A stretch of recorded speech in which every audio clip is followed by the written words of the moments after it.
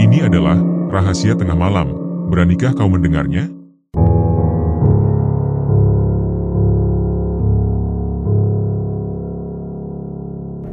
Sekitar tahun 2009, Pak Alan mengalami kehilangan besar dalam hidupnya. Istrinya yang pertama meninggal dunia, meninggalkan dirinya dalam kesendirian. Saat itu, semua anak-anaknya telah berkeluarga dan memiliki kehidupan masing-masing. Tahun-tahun berlalu dalam kesepian hingga akhirnya, pada tahun 2012, Pak Alan resmi pensiun dari pekerjaannya. Ia menerima sejumlah uang pesangon yang cukup besar dan mulai memikirkan masa depan barunya. Dalam perenungannya, ia sempat berdiskusi dengan anak-anaknya mengenai pemanfaatan uang pensiun tersebut. Ada sebuah impian lama yang selama ini ia simpan rapat-rapat di dalam hati. Sebuah harapan untuk membeli sebidang tanah luas di pedesaan dan menghabiskan masa tuanya dalam ketenangan alam. Namun, masukan dari anak-anaknya membuat arah tujuan itu sedikit berubah. Anak-anaknya yang memiliki minat besar terhadap aksesoris mobil mengusulkan agar uang pesangon digunakan untuk membuka toko velg dan ban mobil. Sayangnya, dana yang tersedia belum cukup untuk mewujudkan rencana tersebut. Untuk menutupi kekurangan, Pak Alan akhirnya menjual beberapa aset miliknya, termasuk sebidang tanah yang berada di kota.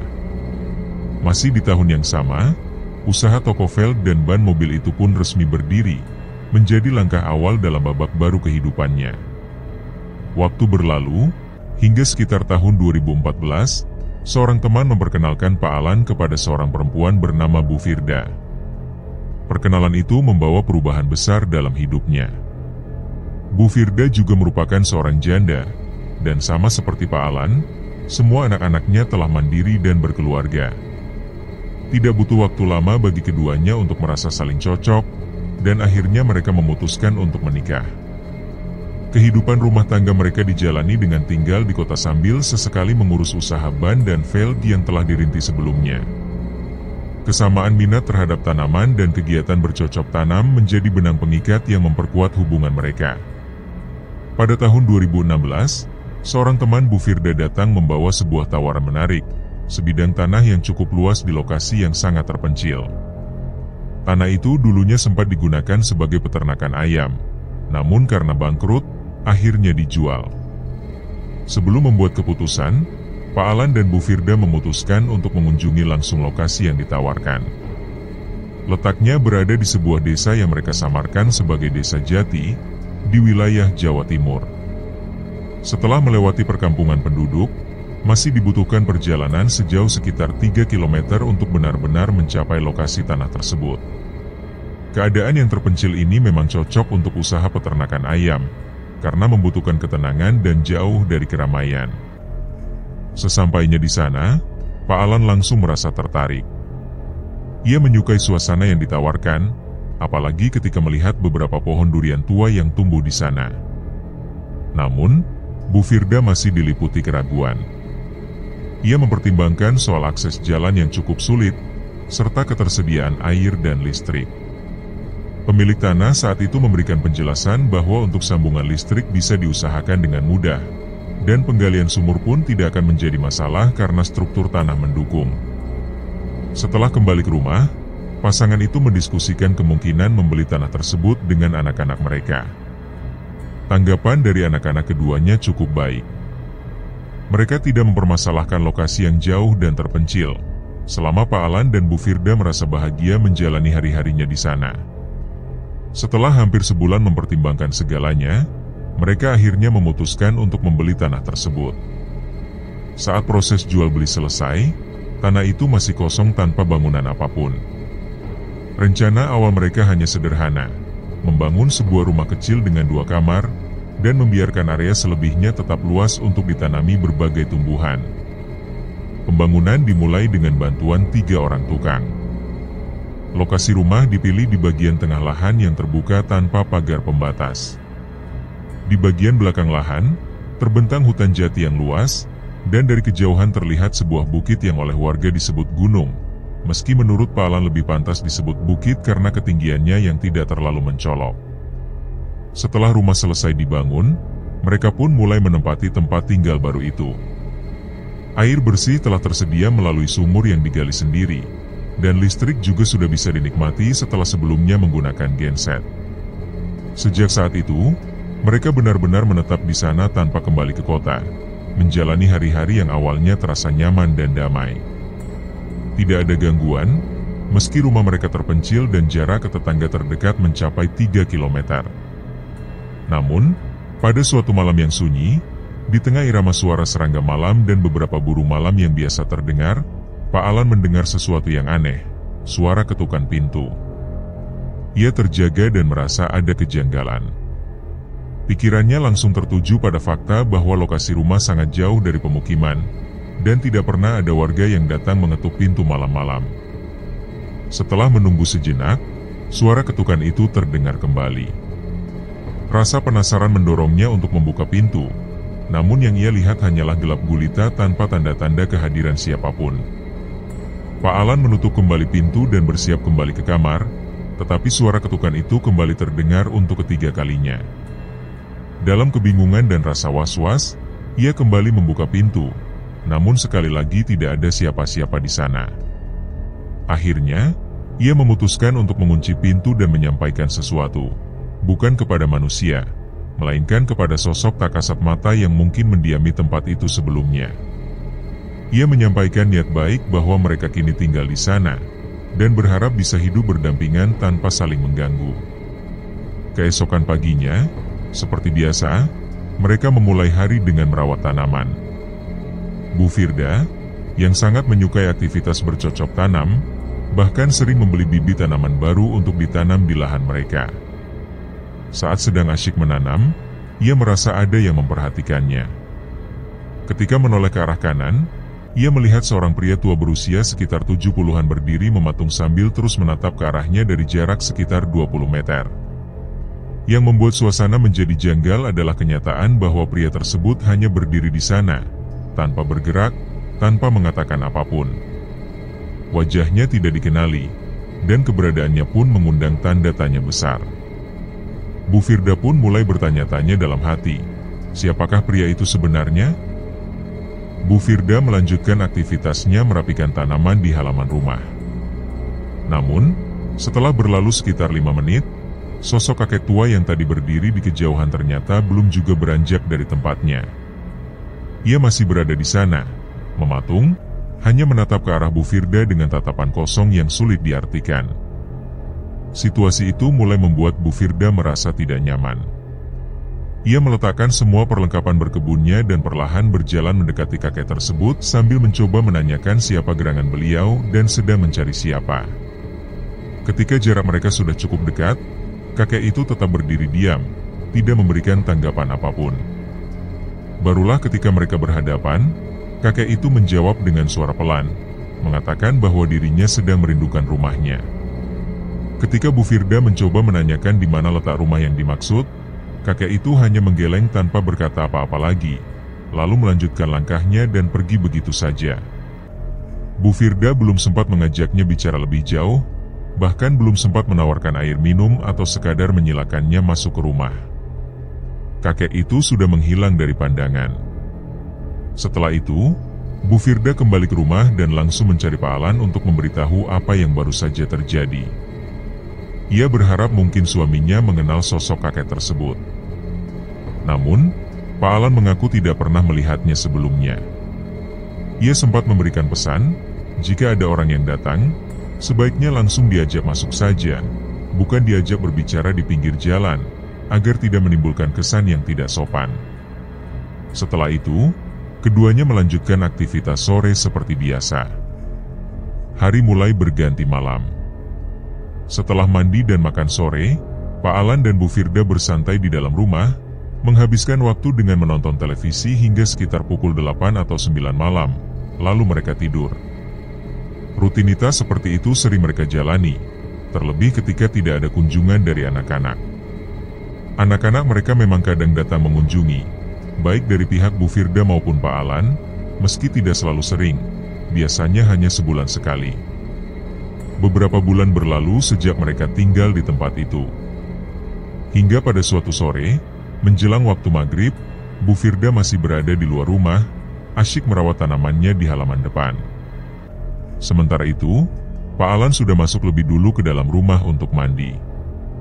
Setelah selesai, ia sempat mengingatkan istrinya agar segera masuk karena waktu sudah menjelang senja. Bu Firda yang tengah sibuk hanya menanggapi seperlunya, karena merasa pekerjaannya hampir selesai. Ia pun tetap melanjutkan aktivitasnya. Saat senja mulai berganti menjadi gelap, suasana di sekitar rumah semakin hening. Karena letaknya yang terpencil dan jauh dari masjid, suara azan pun jarang terdengar dari rumah mereka. Di tengah kesunyian itu, Bu Firda tiba-tiba melihat sesosok nenek-nenek yang membawa gendongan di punggungnya. Sosok itu terlihat dari kejauhan, berjalan perlahan sambil sesekali menoleh ke arah Bu Firda. Ia teringat pesan suaminya tentang memperlakukan tamu dengan baik, maka dengan sigap ia membereskan perlengkapannya dan mulai berjalan mendekati sosok nenek itu. Namun, nenek tersebut tampaknya tidak ingin didekati. Langkahnya justru semakin cepat, seolah menghindar. Bu Firda sempat berseru dan memanggil, mencoba menanyakan arah tujuannya. Namun sosok itu tidak menggubris panggilannya dan terus berjalan menjauh. Karena hari semakin gelap dan suasana mulai mencekam, Bu Firda pun kembali masuk rumah tanpa menceritakan kejadian itu kepada suaminya. Beberapa hari berselang, kejadian serupa kembali terjadi. Saat itu waktu menunjukkan sekitar pukul 3 sore, dan Bu Firda kembali berada di luar rumah, sibuk merapikan tanaman.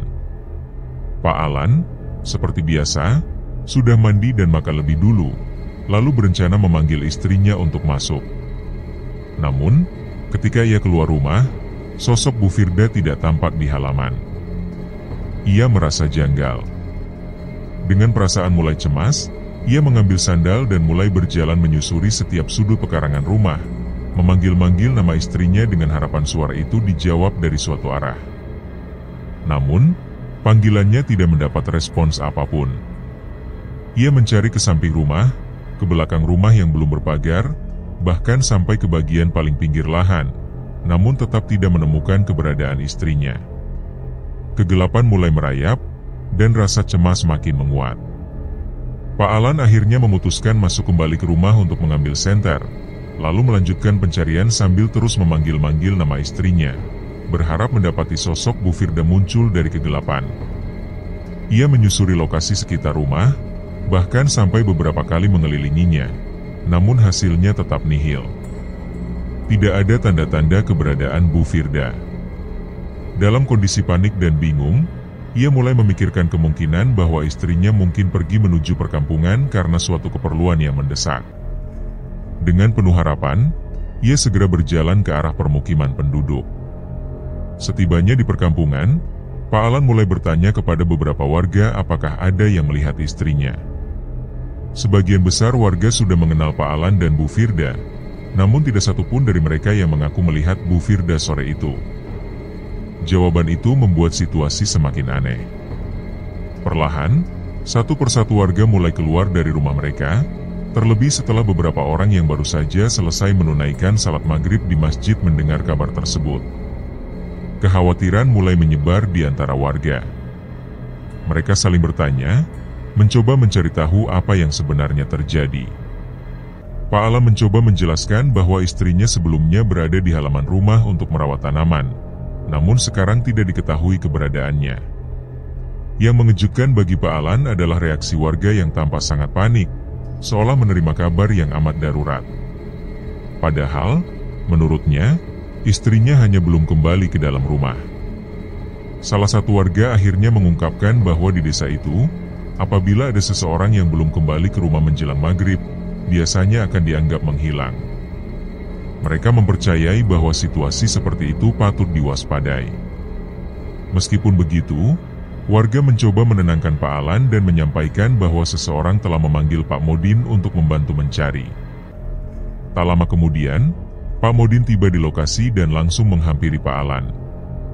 Ia bertanya mengenai lokasi terakhir Bu Firda terlihat, dan setelah mendengar penjelasan, ia mengajak beberapa warga untuk ikut ke rumah Pak Alan. Setibanya di sana, Pak Modin masuk ke dalam rumah dan memeriksa setiap sudut ruangan. Setelah itu, Ia keluar dan berjalan menuju sebuah pohon yang sejak awal sudah ada di tanah tersebut sebelum Pak Alan membeli lahan itu. Di bawah pohon itu, Pak Modin berhenti dan mulai melafalkan doa, entah apa yang ia baca, namun ia tampak sangat khusyuk. Setelah beberapa saat, ia menyampaikan saran kepada Pak Alan agar pencarian dilanjutkan keesokan harinya. Ia menjelaskan bahwa di sekitar area itu terdapat banyak jurang, dan warga desa tidak berani menjelajahinya pada malam hari. Maka, pencarian sebaiknya dilakukan saat matahari sudah terbit. Setelah warga dan Pak Modin kembali ke rumah masing-masing, Pak Alan masuk ke dalam rumah, namun kegelisahannya tidak mereda. Ia tidak bisa tenang membayangkan istrinya berada di luar rumah sendirian dalam kegelapan. Ia terus merasa cemas hingga larut malam, bahkan hingga pukul 11 malam, ia beberapa kali keluar rumah, memeriksa sekitar, berharap keajaiban datang dan istrinya tiba-tiba kembali. Sekitar pukul 11:30 malam, Pak Alan masih duduk di ruang tamu dengan mata yang mulai berat karena kantuk yang tak tertahankan. Ia akhirnya tertidur di kursi tempatnya duduk. Namun, pada sekitar pukul 1:30 dini hari, ia terbangun karena mendengar suara langkah kaki seperti sekelompok orang yang sedang berjalan. Suara itu terdengar cukup ramai, seolah lebih dari 10 orang melangkah bersama. Dalam kondisi masih mengantuk, Pak Alan sontak terbangun dan mengira mungkin para warga desa datang ke rumahnya untuk ikut melakukan pencarian terhadap Bu Firda. Ia segera membuka pintu rumah dan menengok keluar. Suara langkah kaki itu masih terdengar jelas di telinganya, menunjukkan bahwa orang-orang itu cukup dekat. Namun, pandangannya tidak menangkap satupun sosok manusia di sana. Hanya kegelapan dan kesunyian yang membentang di hadapannya. Ia pun teringat akan pesan yang pernah disampaikan oleh Pak Modin, bahwa warga desa setempat sebenarnya tidak pernah berani berjalan ke wilayah itu saat malam hari. Hal itu disebabkan oleh banyaknya jurang di sekitar perbukitan dan kepercayaan masyarakat akan tempat yang dianggap wingit. Pikiran Pak Alan pun mulai kacau, mencoba mencerna kejadian barusan. Ia benar-benar mendengar langkah kaki, tetapi tidak melihat siapapun. Kegelisahannya pun semakin menjadi-jadi. Kekhawatiran tentang keberadaan Bu Firda kembali menyergap. Ia membayangkan jika istrinya terjatuh ke jurang atau tersesat di hutan saat malam hari, bahkan membayangkan kemungkinan buruk lainnya seperti serangan binatang buas. Ia tidak bisa memejamkan mata sampai subuh menjelang. Setelah azan subuh berkumandang, Pak Modin datang bersama beberapa warga. Tak lama kemudian, semakin banyak warga yang berdatangan ke rumah Pak Alan. Hari itu, para petani dan penduduk desa memutuskan untuk tidak pergi ke sawah atau ladang seperti biasa. Mereka sepakat untuk melakukan pencarian terhadap Bu Firda secara bersama-sama. Sebelum pencarian dimulai, Pak Modin bersama warga melakukan semacam ritual yang diawali dengan pembacaan ayat-ayat suci Al-Quran. Bacaan itu kemudian ditutup dengan doa Al-Fatihah yang diaminkan oleh seluruh warga yang hadir. Setelah itu, mereka pun memulai pencarian. Kelompok pencari dibagi menjadi beberapa tim. Ada yang ditugaskan naik ke bukit, sebagian lagi menyusuri jurang, dan lainnya menuruni lembah. Pak Alan sendiri memilih untuk ikut bersama Pak Modin melewati jalur yang berada di tepian jurang. Dari situlah, Pak Alan baru menyadari bahwa sepanjang jalur jurang itu terdapat banyak situs-situs yang tampak seperti peninggalan bersejarah. Keheranan muncul dalam benaknya, karena sebelumnya ia sama sekali tidak mengetahui hal ini. Rasa ingin tahu mendorongnya bertanya kepada Pak Modin, dan saat itu dijelaskan bahwa tempat tersebut memang menyimpan banyak situs bersejarah. Warga desa telah lama mengetahui keberadaan situs-situs itu, namun tidak berani menyentuh atau mengambil apapun, bahkan sekadar batu sebesar genggaman tangan sekalipun. Keyakinan bahwa tempat itu memiliki aura mistis sudah tertanam kuat di masyarakat sejak lama, terutama karena sering terjadi peristiwa ganjil di kawasan tersebut. Pak Modin juga mengisahkan sebuah kejadian lama yang terjadi pada sekitar tahun 1980-an. Saat itu, seorang warga desa tiba-tiba menghilang secara misterius, dan belakangan diketahui bahwa orang tersebut diyakini telah diculik oleh makhluk halus. Konon, Peristiwa itu terjadi karena orang tersebut melakukan kesalahan kecil yang dianggap melanggar batas gaib. Inilah alasan mengapa warga desa terlihat begitu panik saat mendengar kabar hilangnya Bu Firda. Peristiwa serupa yang pernah terjadi di masa lalu kembali terlintas dalam benak mereka, membangkitkan kecemasan yang sama. Mendengar cerita itu, perasaan bersalah mulai tumbuh dalam diri Pak Alan. Ia merasa bahwa dirinya seharusnya lebih bijak dan mengingatkan istrinya untuk tidak berada di luar rumah saat menjelang maghrib. Ia merasa seharusnya Bu Firda sudah masuk ke dalam rumah sejak sore hari. Penyesalan itu menghantui langkahnya selama pencarian. Pencarian terus dilakukan, namun tidak membuahkan hasil apapun. Sampai akhirnya, Pak Alan dan Pak Modin tiba di sebuah lokasi yang jaraknya sekitar 5 km dari rumah Pak Alan. Di sana, Pak Alan melihat sejumlah bangunan tua yang tampak seperti gubuk dan sudah lama ditinggalkan. Bangunan-bangunan itu terlihat lusuh dan dikelilingi semak belukar, memperlihatkan bahwa tempat itu sudah tak berpenghuni sejak lama. Karena belum pernah melihat tempat itu sebelumnya, Pak Alan kembali bertanya. Pak Modin menjelaskan bahwa tempat itu dulunya adalah sebuah desa, namun desa tersebut kini dianggap sebagai desa mati yang konon terkena kutukan. Rasa penasaran membuat Pak Alan ingin tahu lebih jauh, tetapi Pak Modin tidak mau membicarakan hal itu di lokasi tersebut. Ia berjanji akan menceritakannya setelah mereka kembali ke rumah. Pak Alan memperhatikan bahwa di area itu terdapat 5 hingga 6 rumah kecil yang berdiri dalam kondisi rusak dan seakan telah ditelan waktu. Keadaan begitu sepi, sunyi, dan penuh dengan kesan angker. Pak Modin sendiri menolak melangkahkan kaki lebih jauh ke dalam area desa mati itu. Ia menyatakan bahwa itulah batas pencarian mereka, dan meminta agar mereka segera kembali, dengan harapan tim lain menemukan jejak keberadaan Bu Firda. Setelah mereka kembali ke rumah Pak Alan, beberapa warga yang ikut mencari pun berdatangan. Mereka saling bertukar informasi, namun tak satu pun dari mereka yang menemukan tanda-tanda kehadiran Bu Firda. Situasi ini membuat mereka merasa buntu, seolah tidak ada jalan keluar. Akhirnya, Pak Modin menyampaikan kepada warga bahwa situasi ini membutuhkan upaya spiritual. Ia menyarankan agar mereka mengadakan acara doa bersama atau selamatan. Tujuan acara ini adalah untuk memohon keselamatan Bu Firda dan berharap agar beliau bisa kembali ke rumah dengan selamat. Hari Jumat ditetapkan sebagai waktu pelaksanaannya, karena pencarian dilakukan pada hari Rabu. Pada hari yang telah ditentukan, semua warga berkumpul di rumah Pak Alan. Mereka melaksanakan doa bersama, tahlil, dan membacakan berbagai ayat suci Al-Quran. Setelah itu, dilanjutkan dengan acara makan bersama sebagai bentuk kebersamaan dan pengharapan. Dalam kesempatan itu, Pak Modin kembali mengingatkan Pak Alan mengenai satu hal penting yang kerap dilakukan oleh warga setempat.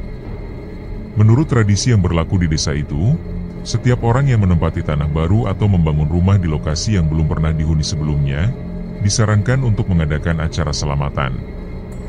Bukan sebagai kewajiban, melainkan sebagai bentuk penghormatan kepada alam sekitar dan ajang silaturahmi dengan masyarakat. Tujuannya adalah agar rumah tersebut mendapat berkah serta supaya warga dan penghuni baru dapat saling mengenal. Namun, Pak Alan selama ini belum pernah mengadakan acara semacam itu sejak membeli tanah dan membangun rumah di lokasi tersebut.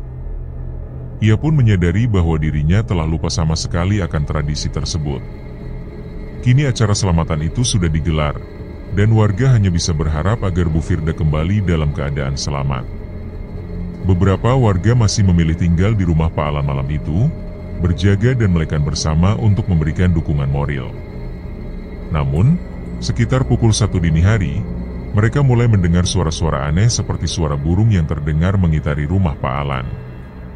Suara itu terasa ganjil, seolah bukan berasal dari makhluk biasa.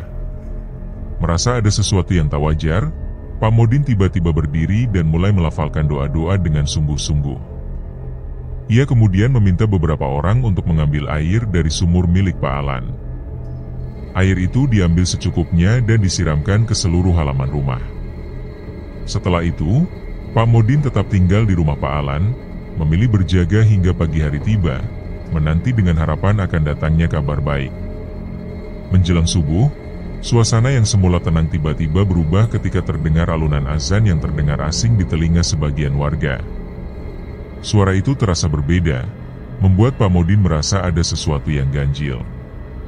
Ia bertanya-tanya dalam hati, karena suara itu seolah tidak berasal dari siapapun yang dikenalnya. Beberapa warga berspekulasi, mengira suara itu milik Rio atau Pak Topik, sementara yang lain menebak itu suara Zainal.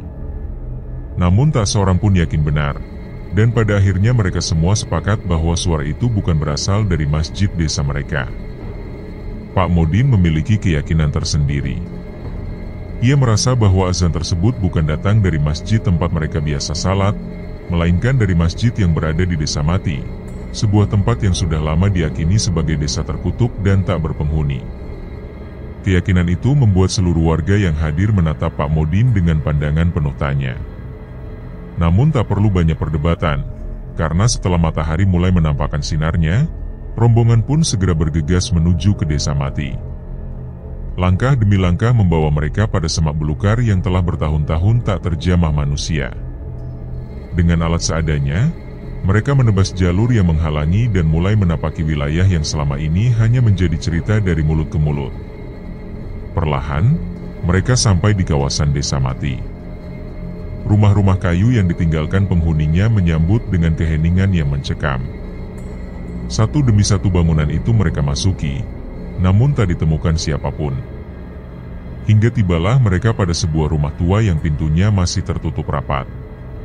Ketika Pak Modin mencoba membuka pintu, ia menyadari bahwa kunci slot masih terpasang dari dalam, pertanda bahwa seseorang berada di dalamnya. Karena tak berhasil membuka dari depan, mereka berputar menuju belakang rumah. Pintu belakang pun terkunci, hingga akhirnya didobrak agar bisa dimasuki.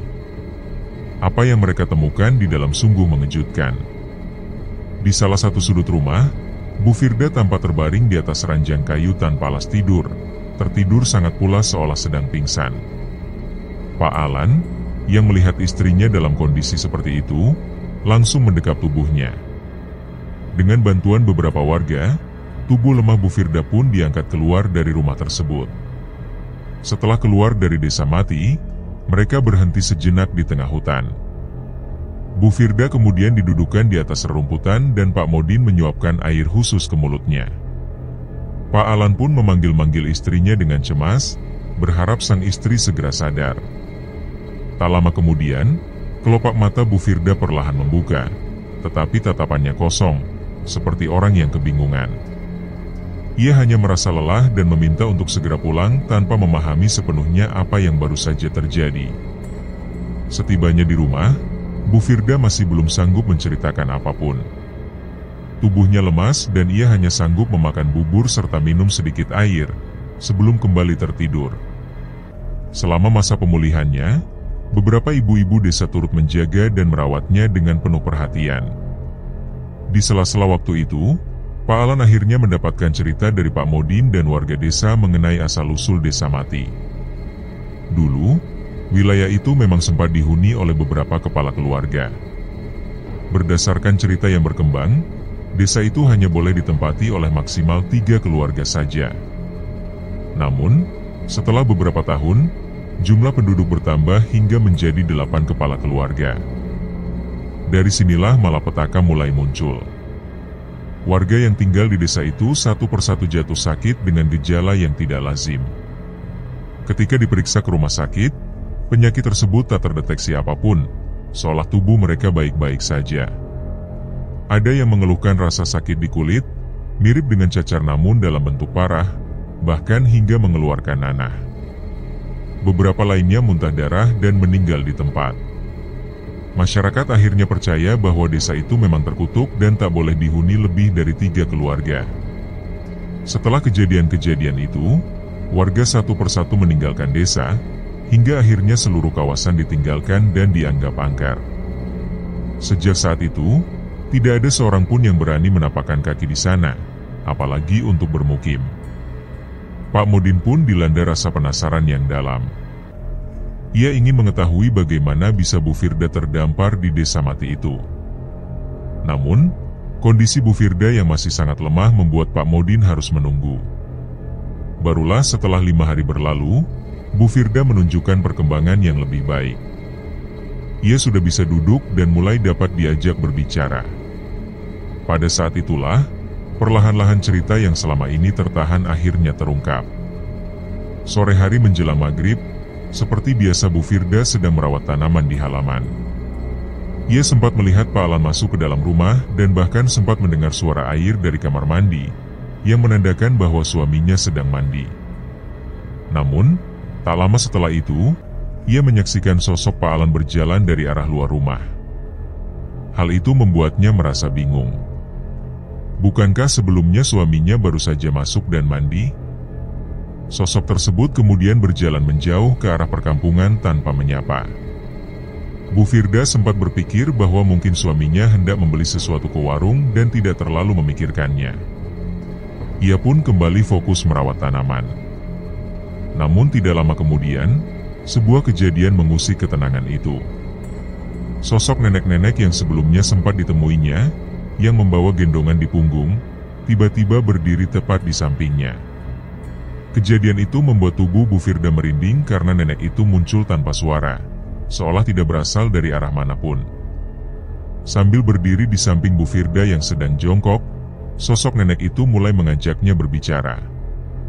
Ia menawarkan tanaman-tanaman langka yang dimilikinya di rumah. Bu Firda, yang memang sangat menyukai tanaman, menjadi tergoda. Tanpa berpikir panjang, ia pun meninggalkan aktivitasnya dan mengikuti nenek tersebut. Perjalanan itu membawanya melewati jalan sempit di tepian jurang, lalu tiba-tiba sampai di sebuah desa yang terlihat ramai. Penduduk tampak melakukan aktivitas sehari-hari seperti desa pada umumnya. Rumah si nenek berada di ujung desa, dan di sana nenek itu benar-benar menunjukkan koleksi tanamannya yang sangat indah dan belum pernah dilihat oleh Bu Firda sebelumnya. Ia merasa seperti menemukan surga tanaman langka. Namun sebelum boleh menyentuh tanaman-tanaman itu, si nenek mengajaknya masuk ke rumah. Ia beralasan akan mengambilkan minuman untuk menyambut tamunya. Setelah masuk, Bu Firda disuguhi minuman yang tampak keruh, warnanya tak biasa, membuatnya ragu. Tapi karena didesak, ia akhirnya meminum ramuan tersebut. Rasa minuman itu cukup aneh, hambar, namun terasa seperti campuran jahe dan kencur yang sangat kuat. Setelah meminum minuman yang disuguhkan oleh sosok nenek-nenek misterius itu, tubuh Bu Firda mendadak merasa sangat mengantuk. Nenek tersebut kemudian menyuruhnya untuk tidur di dalam kamar rumah itu. Tanpa banyak berpikir, Bu Firda masuk dan langsung tertidur di kamar sang nenek. Sejak saat itu, ingatannya seolah terputus begitu saja. Ia baru kembali sadar ketika Pak Modin dan Pak Alan membangunkannya di dalam salah satu rumah tua di desa mati yang telah lama ditinggalkan. Itulah momen terakhir yang masih bisa diingat oleh Bu Firda. Peristiwa ini membuat Pak Modin merenung. Ia mulai menyadari bahwa penculikan terhadap Bu Firda kemungkinan besar bukan dilakukan oleh penghuni gaib desa mati itu, melainkan oleh entitas lain, sebuah makhluk halus yang dengan sengaja menyembunyikan keberadaan Bu Firda di desa tersebut. Namun hingga saat itu, Pak Modin belum menemukan kebenaran yang sepenuhnya jelas. Beberapa bulan setelah kejadian tersebut, kondisi Bu Firda perlahan membaik. Ia kembali menjalani aktivitas sehari-hari seperti biasa, tetapi kini selalu memastikan bahwa sebelum pukul 5 sore ia sudah berada di dalam rumah. Sejak insiden yang menimpanya, ia tak lagi berani berlama-lama di luar rumah saat menjelang waktu maghrib. Pada suatu sore, Bu Firda mulai merapikan lahan kosong di samping rumah. Bagian depan rumah sudah dipenuhi tanaman, sehingga kini ia ingin menanam pohon durian dan nangka di sisi samping. Karena ukuran pohon yang akan ditanam sudah cukup besar, ia meminta bantuan Pak Alan untuk menggali lubang. Ketika proses penggalian berlangsung, mereka berdua tiba-tiba mencium aroma wewangian yang begitu menusuk indera penciuman. Tubuh mereka spontan merinding, dan mata mereka saling berpandangan dengan rasa ganjil yang tak bisa dijelaskan. Bu Firda merasa bahwa tempat itu tidak wajar, lalu menyarankan agar penggalian dihentikan dan dipindahkan ke lokasi lain. Pak Alan menyetujuinya. Namun, tanpa sepengetahuan istrinya, Pak Alan ternyata melanjutkan penggalian di lokasi awal. Rasa penasaran yang tinggi mendorongnya untuk mengetahui lebih dalam. Aroma wangi yang semula tercium perlahan berubah menjadi bau bangkai yang menyengat. Semakin dalam lubang digali, semakin kuat aroma busuk tersebut menyebar. Pak Alan kemudian teringat bahwa tak jauh dari tempat itu ia pernah melihat sejumlah situs bersejarah. Pikiran itu membuatnya semakin yakin bahwa ada sesuatu yang terkubur dan patut dicari tahu. Saat lubang itu makin dalam, pandangannya tertumbuk pada sesuatu yang mengejutkan, selembar kain kafan berwarna putih. Spontan, Pak Alan melemparkan cangkulnya dan membeku dalam diam. Ia segera bergegas menuju perkampungan untuk memanggil Pak Modin. Tak lama berselang, Pak Modin bersama sejumlah warga mendatangi lokasi tersebut. Mereka mulai melakukan penggalian yang lebih menyeluruh. Ketika tanah terbuka lebih lebar, warga dan Pak Modin dikejutkan oleh penemuan 3 jenazah yang masih dalam kondisi utuh. Tak seorang pun di antara mereka mengetahui siapa pemilik jenazah itu. Selama mereka tinggal di desa tersebut, tak pernah sekalipun ada yang menyebut atau mengetahui bahwa di tanah itu terdapat makam. Ketiga jenazah tersebut akhirnya dipindahkan ke lokasi lain dan diberi batu nisan sebagai bentuk penghormatan. Hingga hari itu, Pak Alan tetap tak mengetahui siapa pemilik jasad-jasad tersebut dan mengapa tubuh mereka tetap utuh meski telah terkubur begitu lama. Ia hanya bersyukur karena telah menggali lebih dalam hingga akhirnya bisa mengetahui keberadaan makam tersebut. Setelah proses pemindahan jenazah selesai dan doa-doa pengantar arwah dibacakan, Pak Alan kembali ke rumah dengan hati yang masih diliputi kecemasan. Ia khawatir, jangan-jangan masih ada makam lain yang tersembunyi di area tanah yang ia miliki. Sebuah pertanyaan terus membayangi pikirannya. Mungkinkah tanah yang dibelinya dahulu merupakan bekas pemakaman umum? Namun kekhawatiran itu sedikit mereda setelah mendengar penjelasan dari Pak Modin dan juga kepala desa setempat. Mereka menegaskan bahwa tanah yang dibeli oleh Pak Alan bukanlah area pemakaman desa. Dugaan sementara, jenazah-jenazah yang ditemukan itu mungkin berasal dari penduduk desa lama yang pernah tinggal di sana, dan mereka dimakamkan di tanah itu karena keterpaksaan atau alasan lain yang tidak diketahui. Pak Modin mencoba meyakinkan Pak Alan untuk tidak terlalu cemas. Menurutnya, jenazah-jenazah tersebut sudah diurus dengan baik, sudah dipindahkan, telah didoakan, dan tidak akan lagi mengganggu. Beberapa waktu setelah kejadian itu, mulai ada beberapa orang yang tertarik untuk membeli tanah di sekitar tempat tinggal Pak Alan. Lambat laun, kawasan tersebut mulai berkembang. Rumah demi rumah mulai berdiri di sekitar lokasi tempat tinggal Pak Alan dan Bu Firda. Pada akhirnya, daerah itu pun tumbuh menjadi sebuah perkampungan baru. Cerita ini sendiri disampaikan oleh Pak Alan kepada tim Kembara Sunyi di saat kondisi perkampungan itu sudah jauh berubah, dengan banyak rumah yang telah berdiri di sekitarnya. Hingga hari ini, Pak Alan dan Bu Firda masih menetap di tempat itu. Mereka hidup dengan damai dan bahagia, membaur serta hidup rukun bersama para warga yang kini menjadi tetangga mereka.